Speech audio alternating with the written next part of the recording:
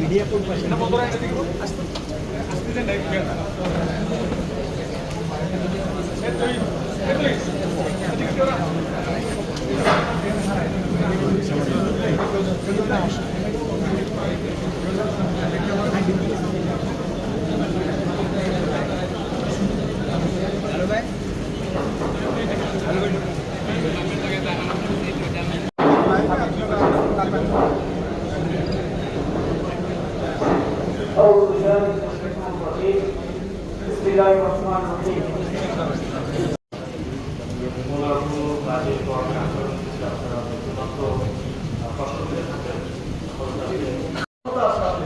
যুব সমাজকে ইসলামের যে কালচার রয়েছে, কবি সাহিত্যের যে একটা বড় ভূমিকা আছে, সেই ভূমিকা তিনি প্রমাণ করে গেছেন।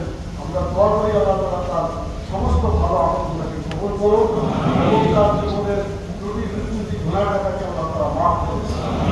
রাসূল সাল্লাল্লাহু আলাইহি ওয়াসাল্লাম জানাজার আগে দুইটা জিনিস সবাই জিজ্ঞেস করতেন এবং কোরআন মাজিদে ওটা উল্লেখ আছে। আমি আপনাদেরকেও বলছি, আমার জন্য এটা প্রযোজ্য যে ঋণ যদি থেকে থাকে তাহলে ঋণটা পরিশোধ করা সকলেরই উচিত। ঋণ নিয়ে মৃত্যুবরণ করা উচিত নয়। এজন্য তোমার সন্তান তার পিতার জন্য বলেছেন যদি কেউ কোনো কিছু বড় থাকে তাহলে তাদের সাথে যোগাযোগ করবে এবং তার ওসিয়ত যেটা থাকে তার পরিবারের সদস্য তারা এটা পূরণ করার চেষ্টা করবেন। আমরা যারা তার সাথী আছি একসাথে দীর্ঘদিন আমরা আন্দোলন করেছি, বাংলাদেশের মাটিতে কোরআন সুন্নাহর আইন প্রতিষ্ঠিত হোক এই স্বপ্ন নিয়েই তিনি তার সব লেখা কর্মকাণ্ড পরিচালনা করেছেন। আমরা বাংলাদেশের কোরআন সুন্নাহর আইন প্রতিষ্ঠার জন্য আমরা নিজেরাও চেষ্টা করছি। আজকে মুসলিম ভাই যারা উপস্থিত আছেন, জীবনের শেষ মুহূর্ত হলেও কোরআন সুন্নাহর আইন দেশে বিজয়ী করার জন্য চেষ্টা করে যেতে আমরা দেখতে পারি, সেই আবেদনের আপনাদের সহায়তা জানাচ্ছি। রাসূল সাল্লাল্লাহু আলাইহি সাল্লাম মৃতের জন্য একটা দোয়া করছিলেন, যে দোয়াটা সকলের জন্য কাম্য।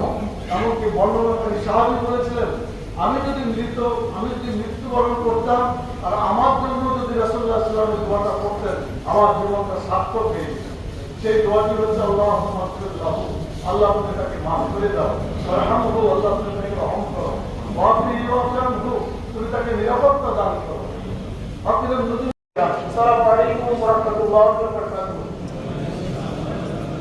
আমরা আমাদের কবি আসাদুল হাফিজ ভাইয়ের জানাজার নামাজে আহমদ শামীমকে পরিবারের পক্ষ থেকে কথা বলার জন্য অনুরোধ।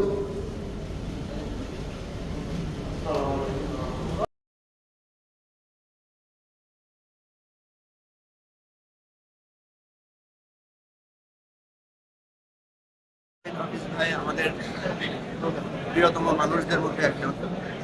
তিনি শুধু একজন সাহিত্যকর্মী বা কবি ছিলেন না, উনি আসলে খুবই একজন সাদা মনের মানুষ ছিলেন। দীর্ঘদিন আমাদের এই শিল্প সাহিত্যের জায়গায় তার সাথে আমাদের অন্তরঙ্গতা ছিল।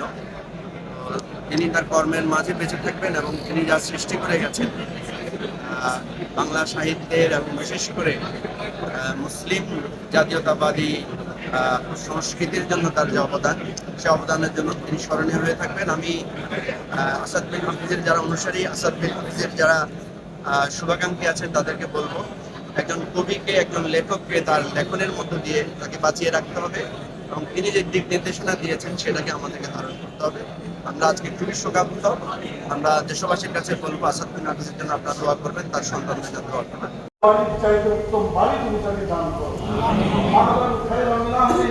দুনিয়ার আহালের চাইতে উত্তম আহার তুমি তাদেরকে দান করো। দুনিয়ার সাথী সঙ্গীর চাইতে উত্তম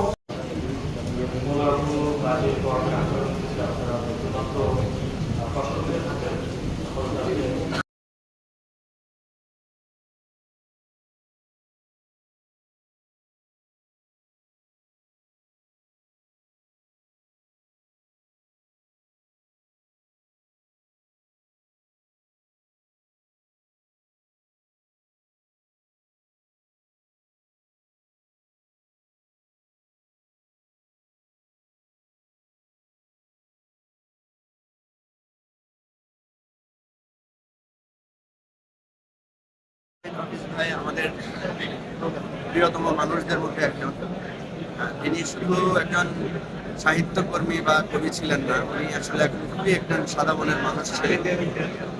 দীর্ঘদিন আমাদের এই শিল্প সাহিত্যের জায়গায় তার সাথে আমাদের অন্তরঙ্গতা ছিল।